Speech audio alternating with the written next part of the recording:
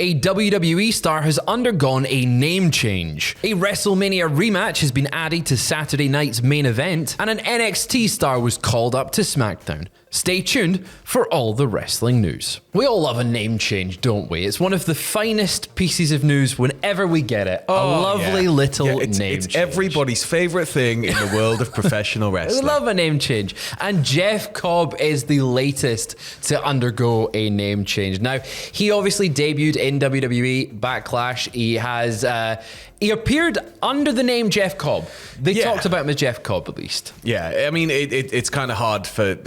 There'd been so much hype, there'd been so much speculation, rumors were running wild, and it's Jeff Cobb. Look at him, it's Jeff Cobb. He's a big boy. People recognize Jeff Cobb, and the former New Japan star, unfortunately, will no longer be known as Jeff Cobb in WWE, as he is now known as JC Mateo. Now, this was speculated when the listing, the trademark ownership was listed. They kind of, there's always things that feel like names whenever they do these big trademark hauls. Yeah, and when that came out, everyone's going, that's got to be for Jeff Cobb, that one. And he was referred to as JC on SmackDown last night by Solo. Solo was referring to him as JC throughout the promo that they had with Jacob Fatu. And then later on, it was revealed that his full name is JC Mateo. What do you like the name change? Do you think it suits him or not? It suits, but it's just weird. He's Jeff Cobb, but it's like everything as a wrestling fan. I don't like change. But I'll get used to it. But it's one of those things where I'm kind of. JC, but JC Mateo is like, okay, it feels kind of like. It feels tacked on a little bit. But it just feels like too much like a full name. Yeah, it does feel like they've given him like a normal name. Yeah, I saw someone tweeting saying that it's like Alan Smith. Yeah, it's a little bit like he could be your lawyer or something. Yeah. JC Mateo. Well, maybe not a lawyer. That doesn't suit him there, but maybe he works out just a regular ass job. Yeah. Maybe the JC is still Jeff Cobb, and then they've just gone, oh, actually, Jeff Cobb's got a last name. Well, Mateo. Yeah, maybe. But I guess if they're going to refer to him as JC, really, they're not going to, it's not going to be every, like I don't call you Fraser Porter every time. I'm like, Fraser Porter. Some people are full name people, and maybe JC Mateo is JC Mateo, full name always. Every time. That's the full name. You're Sam Driver, full name always. Full name only. Sam Driver didn't beat LA Knight. JC Mateo beat LA Knight on last night's SmackDown in his debut match. It was a little bit of an impromptu match. LA Knight had come down, dragged Mateo out of the ring. Yeah. And then we got the match, which I thought it was a very impressive showing. We got to see what Jeff Cobb, JC, can do. Yeah. Hit that moonsault. I think that it's going to be one of those things where if people are unsure of him, if people aren't really familiar with his work, he is going to absolutely win them over with his in-ring ability, because the man is a machine. So I think it's just a matter of time until people are really fully on side with him once they kind of see absolutely everything he can do. Because we've still only had a tiny taste. Oh, just a very small taste. Yeah. He hit the True of the Islands, which looked impressive. He hit an impressive moonsault. But I think the real money match that everyone wants to see is JC, Jeff Cobb versus Jacob Fatu. Oh, I mean, it's basically just anybody. You just write versus Jacob Fatu on the wall in permanent ink, and then get just any name next to that is a dream match. Except maybe Solo Sikoa. But Solo Sikoa, if he brutalizes him, maybe. Yeah. But speaking of Solo Sikoa, he has earned a place in the annual Money in the Bank ladder match. He defeated Jimmy Uso and Rey Fenix, which is a surprise. I thought Rey Fenix would have been in that match. Yeah, it sort of felt like Phoenix was ready-made to be inserted into the Money in the Bank ladder match, but maybe that's why they've not done it. Maybe that's why. We know that they're potentially looking down the road to team him back with Penta, so it might just be that we're going to get more of a tag focus. I was fully expecting Phoenix and Penta to both be in this match. So you get the reunion there and you get some tag team stuff to tease it. But it looks like that's not the case. Solo getting the spot instead. On the women's side of things, Alexa Bliss defeated Chelsea Green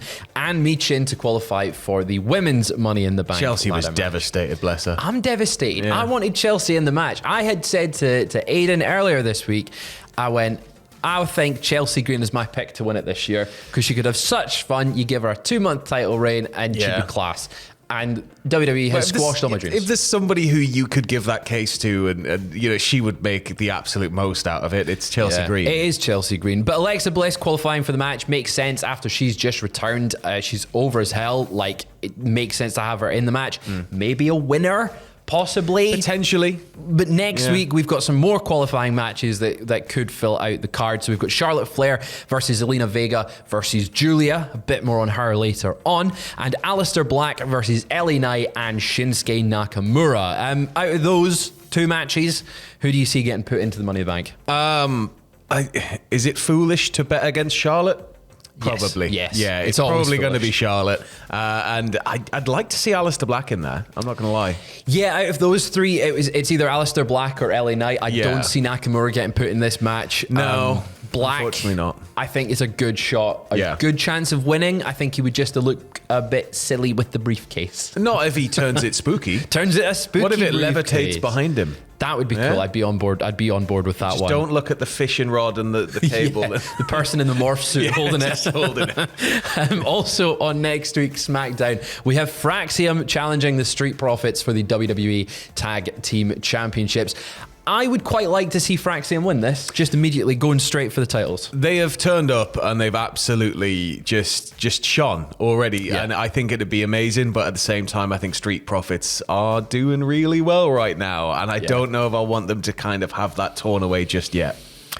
Yeah, that's fair. I like the idea, though, in the tag division. And we talked about it before WrestleMania, and it didn't happen. The belts moving around just indicates that competition's super hot. So, I don't really mind it, but I kind of...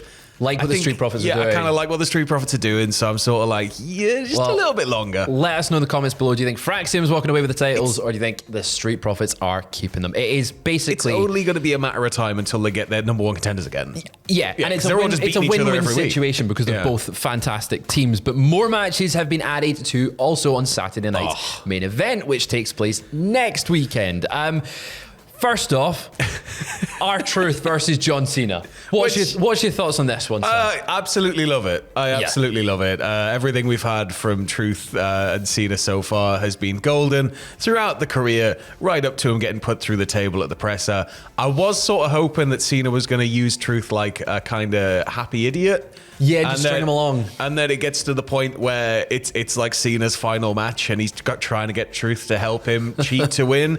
And then Truth's like, go on, Jimmy, throw him the chair. Yeah, he's like stood there. But I think that, having this matchup, one, it's going to be a massive reminder of exactly what R-Truth can do. Yeah. Because R-Truth can go like nobody's business. Even in his 50s. Yeah, like he just hasn't aged in ring. And I think that we take for granted the fact that Truth is so hilarious.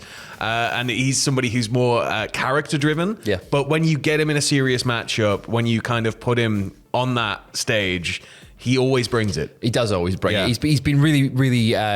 He knows exactly what his role is, but then knows how to step up from that when needed. The match was made official on SmackDown with Truth in a sit-down interview with Wade Barrett, saying that he doesn't actually want to fight John Cena, but if he has to beat his senses back into him, he will. I'm very excited for that one.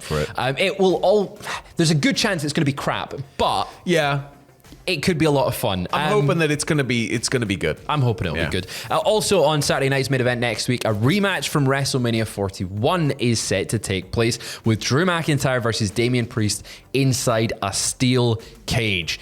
Love a steel cage match. Yeah. These two arguably were one of the best matches of the entire weekend with the street fight. I didn't really know what to expect going into it, but I think they did bring it. So I'm keen to see what they can do with a cage. Bring back the blue bars. You want the blue bars back? Bring back the blue bars. Yeah.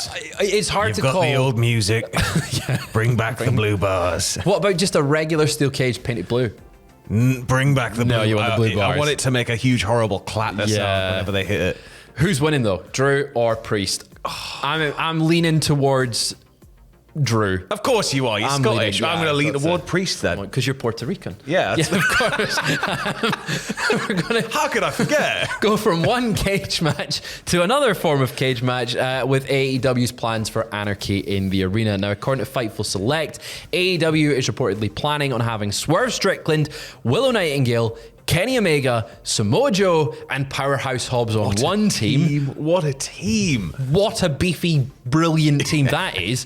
Facing off the teaming against the Young Bucks, Jon Moxley, Gabe Kidd, and Marina Shafir. Did you see Gabe Kidd this week with the Newcastle jumper? Came out on the Newcastle top, and then he stomped a hole in Kenny because he's mental. He is. He's absolutely mental. It was also noted in the report by Fightful that Shibata and Claudio Castagnoli could be assigned to their respective teams to make it a bigger match. It's Anarchy in the arena. You need as much chaos as possible. Add more people. 50 people aside. I don't care. I've just realized I said cage match. It's not a cage match. It's Anarchy in the arena. Well, technically, it is a cage. Technically, it is a cage. The arena is the cage. The arena is the cage. I had blood and guts in the mind, but it's Anarchy in the arena. It's going to be chaos.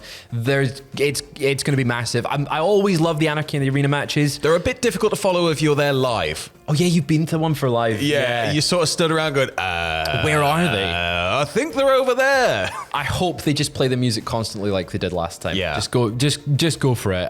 Now, rounding things off though, we have an NXT star being called up to SmackDown and full time to the main roster. We teased it a little earlier on, but it is of course Julia, the former NXT Women's Champion, was revealed to be the latest member of the SmackDown roster last night by Nick Aldis.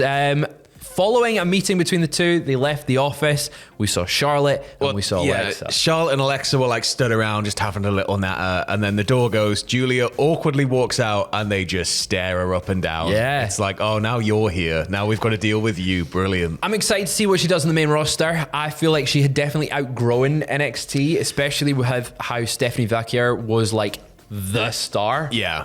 Julia kind of lost her place and maybe feeling a move to the main roster might just give her that little like, hey, look, I'm also equally great. It's like a youth injection as well into the main roster, which is something I think we're going to see more of as the draft approaches. But Julia, tremendous amount of upside.